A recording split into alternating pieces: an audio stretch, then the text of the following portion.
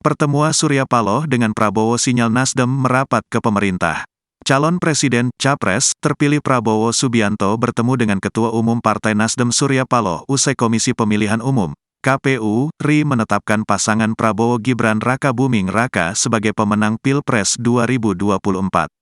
Prabowo mendatangi Nasdem Tower pada Jumat, tanggal 22 Maret tahun 2024, dan langsung disambut oleh Ketua Umum Partai Nasdem Surya Paloh. Bahkan kedatangan Prabowo ini disambut dengan karpet merah.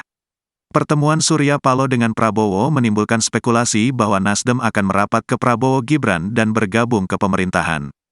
Sinyal itu muncul ketika Surya Paloh sebagai Ketua Umum Partai Pengusung Anies Muhaimin, menjadi tokoh pertama dari kubu rival di Pilpres 2024 yang memberi ucapan selamat kepada Prabowo Gibran.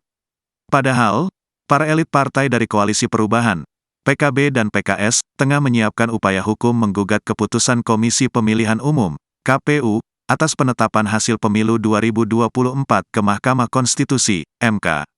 Direktur Eksekutif Indobarometer M. Kodari mengatakan manuver Surya Paloh tidak terlepas dari latar belakangnya sebagai mantan politikus Golkar. Sebagai mantan kader beringin yang kini menukangi Nasdem, Surya Paloh punya orientasi bagian dari pemerintahan.